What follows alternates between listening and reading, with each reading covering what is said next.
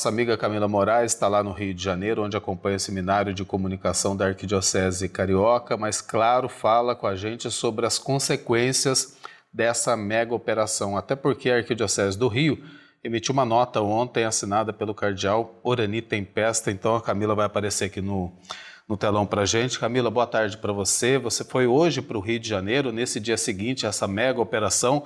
Como é que está o clima na cidade, né? Porque ontem o Rio parecia mais um palco de guerra. Boa tarde para você, bem-vindo ao TJ. Boa tarde, Edu. Boa tarde, Rayane. Boa tarde a todos que estão acompanhando ao TJ Aparecida. É lamentável a gente ver cenas como essa e é inadmissível qualquer cristão dizer que uma operação dessa é um sucesso quando tem essa centena de pessoas mortas em decorrência aí dessa mega operação. Então, a gente veio hoje cedo para o Rio de Janeiro, já estávamos programados para vir aqui acompanhar o seminário de comunicação organizado pela Arquidiocese do Rio de Janeiro. E ao sair de Aparecida, a gente vem pela rodovia Presidente Dutra, chegamos ali na linha vermelha, estamos aqui no Sumaré, onde fica o seminário de estudos, o centro de estudos da Arquidiocese do Rio de Janeiro. E a gente viu que ali não existia trânsito. Normalmente, nessa chegada ao Rio de Janeiro, é sempre um trânsito muito intenso.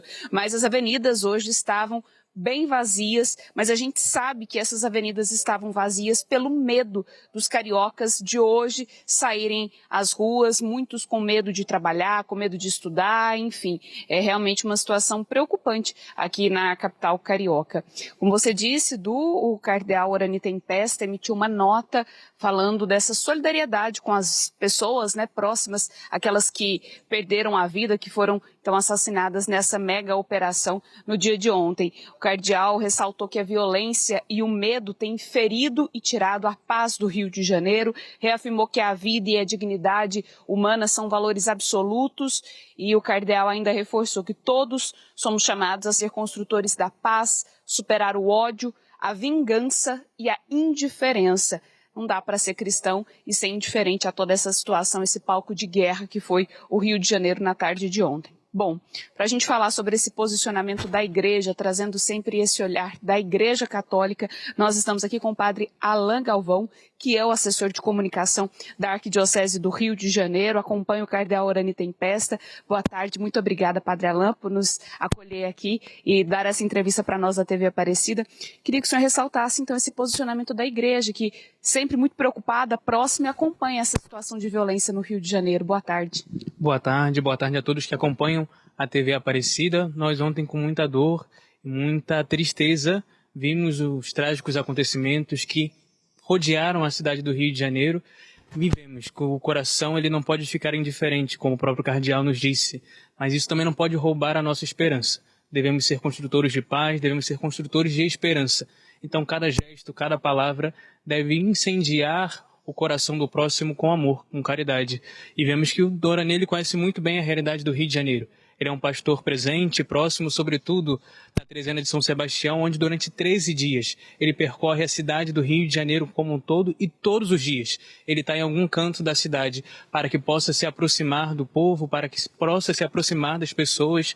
Então ele se junta, se une a cada família que sente a dor dos seus entes queridos que faleceram, e possamos assim também encher o nosso coração de esperança, que nada disso possa roubar a nossa paz, possa roubar a nossa esperança e permanecermos indiferentes. E é interessante a gente destacar essa presença do cardeal junto a todas as pessoas aqui da capital, né, nessa presença como pastor mesmo, porque quando a gente vê todas essas pessoas que foram mortas ontem, todas elas têm uma família, né, padre? Então não importa de que lado que a pessoa está, todo mundo tem uma família. E aí é a família que chora a dor dessa pessoa, né? Exatamente, por isso a Arquidiocese se sensibiliza e se une à dor de cada família, se une em oração. Os padres também de toda a região do Rio de Janeiro se fazem presentes nas diversas comunidades, junto a essas famílias, para prestar auxílio espiritual, auxílio social. Então a comunidade católica se faz presente nesse momento de dor, de tristeza, para que possa também renovar no coração dessas pessoas a esperança. Agora, para os cariocas, isso é algo que nunca foi visto ontem, né? A operação de ontem. Vocês nunca viram algo parecido aqui. A violência é algo que se faz presente no Rio de Janeiro há muitos anos, por diversos fatores. A gente não pode permanecer indiferente, né? Não é que por acontecer o episódio de ontem que a gente pode deixar que isso se perpetue. Como o próprio cardeal falava, A vida e a dignidade humana são valores absolutos. A vida humana é um dom de Deus. Então nós devemos lutar com todas as forças para preservar a vida humana, né? A gente percebe também a autoridade das autoridades públicas, o poder, né, de cada autoridade, mas devemos lutar enquanto cidadão para que a vida humana possa ser preservada. Isso é uma responsabilidade de todos, das autoridades, mas também de cada cidadão, para que a paz possa de fato acontecer. Padre Alan, muito obrigada, viu, pela entrevista aqui na TV Aparecida. Bom trabalho aqui na Arquidiocese. Amém. Que Deus abençoe a todos. É isso, do Rayane, é claro que a gente fica bem sensibilizado com as fotos, com as imagens que a gente vê aqui do Rio de Janeiro, o resultado dessa mega operação de ontem no Complexo da Penha e do Alemão, e a gente espera amanhã entrar aqui com outras notícias, repercutindo outras notícias, tentando ter em vista sempre essa esperança e, como sempre diz a igreja, né, preservar a dignidade humana. Eu volto com vocês. Obrigado, viu, Camila, Valeu, pelas Camila. informações. A gente segue acompanhando toda essa situação, né? E o Alto Comissariado dos Direitos Humanos da ONU, a Organização das Nações Unidas, condenou a mega operação realizada na capital carioca. Sobre a alta letalidade dessa ação, a gente conversa agora com a Mônica Alckmin, que é coordenadora do Movimento Nacional de Direitos Humanos, a quem eu agradeço, viu? Muito obrigado, Mônica, por participar conosco hoje aqui do TJ Aparecida. Uma boa tarde para você. Essa foi a operação mais letal do estado do Rio de Janeiro. Pelo menos 120 mortos, desses 4 são policiais. Agora, para o governador Cláudio Castro, a gente acabou de ouvir, apenas os policiais são vítimas. Como é que você avalia essa fala de um agente público mais alto escalão na gestão de um estado, Mônica? Bom, boa tarde, Eduardo, boa tarde, Rayane. Assim, é muito preocupante, né, um gestor público naturalizar de tal forma 120 mortes e que vão chegando, essas são as que chegaram no IML, e naturalizar de tal forma que fala que isso é uma operação exitosa. Isso é muito preocupante, porque, sem dúvida, a segurança pública é um direito humano. E com relação a ele, todas nós, né, com relação a esse direito, todos nós queremos. Mas o confronto, a quantidade de mortes que vêm de ações policiais, que vêm de operações policiais, não é a primeira, essa é a maior, mas não é a primeira. Isso muito nos preocupa, porque achar que isso traz alguma solução. Que solução trouxe, historicamente, para o Rio de Janeiro? Se a quantidade de mortes fosse exitoso numa operação policial, seríamos já um dos estados mais seguros do Brasil, que se dirá do mundo.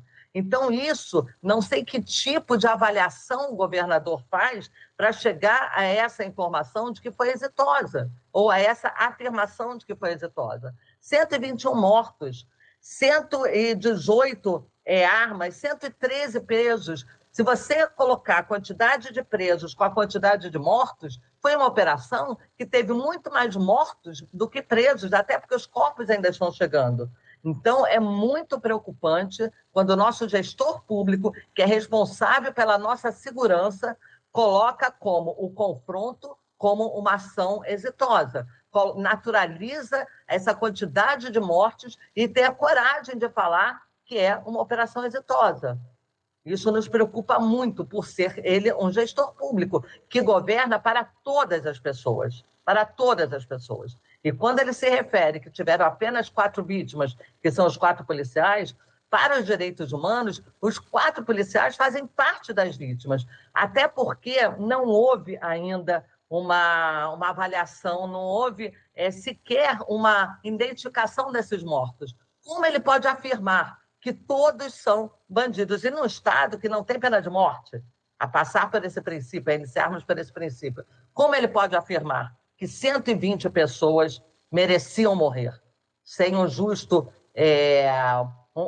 processo legal? Como ele, como gestor responsável pela nossa segurança, afirma que 120 cidadãos do Estado do Rio de Janeiro mereciam morrer pela arma das ações policiais, que, em tese, nos asseguram a segurança pública. Mônica, essas ações, né, em comunidades e favelas mostram a seletividade dessas ações e reforça a desigualdade racial no Brasil? Exatamente, são operações que têm um recorte racista muito óbvio, muito claro. Quando você vê aquela cena que vocês colocaram aqui no jornal, assustadora daqueles corpos espalhados pelas ruas, com as famílias no entorno, ele conseguia olhar isso sem nenhum sentimento de aproximação dessas famílias que choram por esses entes queridos. Ele conseguia olhar em todos aqueles corpos e etiquetar como bandidos sem saber quem são. Ele é o nosso gestor. Ele não pode, essa fala não pode vir dele, nunca pode vir dele. E mais cedo nós tivemos uma fala do secretário de Segurança em que fala: quanto mais inteligência, mais confronto. Que lógica é essa? Que lógica é essa? Todos os especialistas falam que quanto mais você tem outras formas de você reduzir a ação do tráfico, que é uma ação comercial. Então, quando você sufoca a questão econômica, quando você sufoca a venda das drogas ou de outras formas de venda, quando você sufoca economicamente, é uma ação de inteligência sem você disparar nenhum tiro. Então, é muito assustador. Os responsáveis, volto a falar, eles são os nossos gestores, eles são responsáveis pela nossa segurança, eles não são responsáveis pelas mortes. Nessa ação, eles são responsáveis pelas mortes.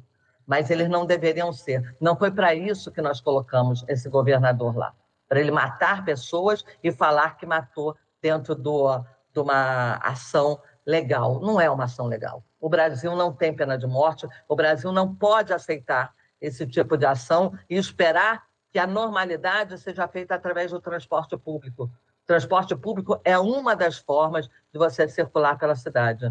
Mas não é, isso não vai transformar a cidade em uma comunidade, vocês falavam antes, uma comunidade que sofre uma chacina como essa, uma comunidade que sofre, um território que sofre essa quantidade de mortes, ela passa por um processo posterior muito mais longo do que a regularização de transporte público. Mônica, eu quero agradecer muito a sua participação, porque, de fato, essa imagem é muito impactante dos corpos perfilados. Lembra uma outra chacina que aconteceu também no Rio de Janeiro e nos traz muito próximo dessa guerra em Gaza, que a gente está vendo diariamente e torna muito impactante a gente ver que está muito próximo da gente, porque é uma guerra urbana, O que acontece no Rio de Janeiro não é de agora, pelo menos 4 décadas que convive com essa violência nesse combate ao crime organizado. Eu quero agradecer muito a sua participação conosco aqui, seja sempre bem-vinda aqui na TV Aparecida, viu? Boa tarde para você. Obrigada, boa tarde. Até mais. Tchau, tchau. Obrigada, boa tarde. Nós voltamos a falar da mega operação realizada no Rio de Janeiro.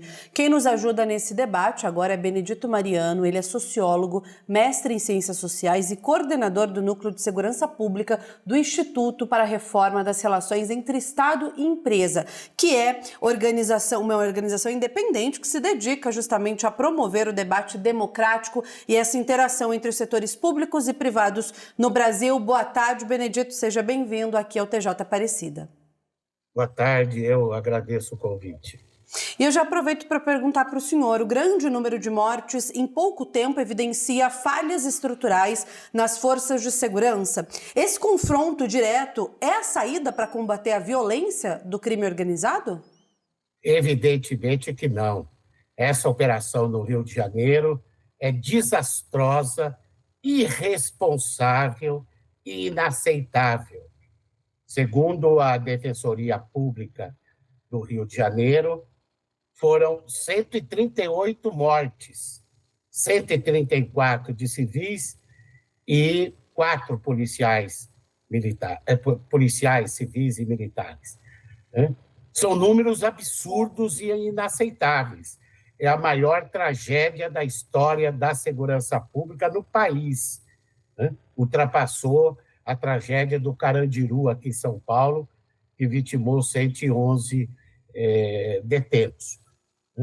E quero afirmar aqui, Rayane e Renato, que esse tipo de operação, que é falida, incursões policiais, sempre tem como resultado muitas mortes de inocentes, e não resolve o problema do crime organizado. Pelo contrário, esse tipo de operação, com esse número de letalidade, reforça o crime organizado ao invés de enfrentá-lo. Porque o crime organizado se alimenta da violência. Quando o próprio Estado, né, pratica essa violência brutal, né, direto ou indiretamente, está fortalecendo as organizações criminosas. Se enfrenta organizações criminosas com repressão qualificada e inteligência policial, para desbaratar e atrás da estrutura de comando e estrutura financeira do crime. A operação da Polícia Federal da Faria Lima desbaratou uma quadrilha que, em 4 anos, movimentou 52 bilhões de reais. Sabe quantos tiros foram dados? Nenhum. E se realizássemos operações como na Faria Lima em todo o território nacional, no mercado financeiro? Quantos bilhões e trilhões não seriam descobertos de recursos de maneira ilegal do crime organizado? Então, enfrentar o crime organizado necessita de inteligência policial. A ação do crime nas periferias, nos morros, né, você resolve com policiamento de proximidade, permanente, fixo, né, nos territórios, próximo da população. Policiamento de proximidade é um conceito do século XIX, criado por um primeiro-ministro inglês do Partido Conservador. Aqui parece um palavrão, né? Então, está falida esse tipo de ação, de incursões policiais, não resolve o problema do crime, cria pânico e medo na população e as vítimas são sempre os de sempre. O governo, inclusive, lançou uma nota que prendeu 80 lideranças do crime. Ora, se prendeu 80 lideranças, quem são as 134 pessoas que foram mortas? O governo tem que responder, porque as lideranças, segundo o próprio governo, foram presas, né? Quem são as 134 pessoas mortas e qual foi a maneira em que foram mortas? O governador disse que a operação foi um sucesso, ela foi uma irresponsabilidade, não foi um sucesso, né? Ele diz que foi um sucesso e só lamenta a morte de 4 policiais. Eu lamento a morte de 4 policiais e me solidarizo com as famílias dos policiais, mas lamento também a morte de 134 pessoas, né? E me solidarizo com as famílias das 134 pessoas que ainda não se sabe em quais circunstâncias elas foram mortas. Para quem acompanhou, boa tarde para o senhor falou do setor de inteligência, né? E sem disparar um único tiro, sucesso de operações policiais. A gente lembra daquelas excursões das Forças Armadas em conjunto com a Polícia do Rio de Janeiro, ocupando o Complexo do Alemão, também que não foi disparado nenhum tiro, né? E conseguiram recuperar os territórios até então ocupados pelo crime organizado. E essa mega operação dessa semana, ela acontece logo depois do governo federal enviar ao Congresso Nacional para discussão esse projeto antifacção. Não sei se o senhor tem conhecimento sobre ele, mas até que ponto que esse projeto pode ajudar também nesse combate ao crime organizado, especialmente no Rio de Janeiro, né, que vem sofrendo bastante com isso? Eu sou favorável ao projeto antifacção elaborado pelo ministro Lewandowski, né, de aumentar a pena para os criminosos envolvidos em organizações criminosas. Eu não sou contra, né? E entre os crimes que deveriam aumentar de facções criminosas, né, é crime daquelas organizações criminosas que atuam contra a democracia e contra o Estado de Direito, né, em que um ex-presidente, segundo o Supremo Tribunal Federal, chefiava, né, e foi condenado a 27 anos de prisão. Poderia ser condenado a 40. Esse tipo de crime contra a democracia, contra a sociedade, contra o Estado de Direito, deveria ter uma pena aumentada, né? Agora, além do aumento da pena para pessoas envolvidas com crime organizado, eu penso que nós temos que criar alguns programas nacionais na área de segurança pública. Um programa nacional de enfrentamento às organizações criminosas, com PF, PRF, Receita Federal, COAF, as polícias estaduais, apoio dos ministérios públicos estaduais e federal, né, e apoio das Forças Armadas, principalmente nas regiões de fronteira, né, para ir atrás do dinheiro do crime, né, para ir atrás do comando financeiro e o comando de direção do crime. É urgente um programa desse, como é urgente um programa para diminuir os homicídios dolosos no país.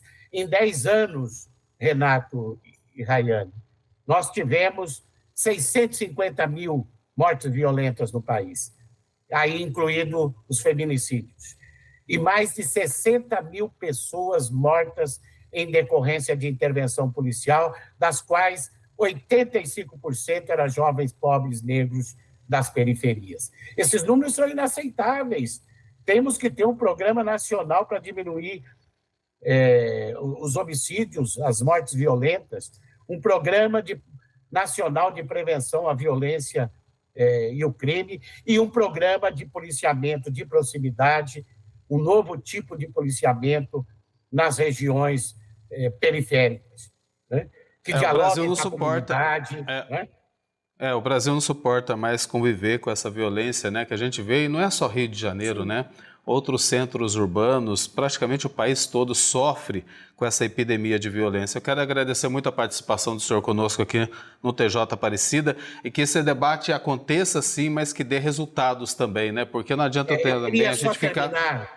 Renato, se você me permite, acho que o governo federal deveria dar uma resposta estruturante depois dessa operação desastrosa e irresponsável no Rio de Janeiro, que é anunciar ainda esse ano a criação do Ministério da Segurança Pública como órgão gestor nacional para estabelecer diretrizes nacionais da política de segurança pública. Muito obrigado, ótima lembrança, viu? Um abraço para o senhor. Benedito. Obrigado. Boa tarde.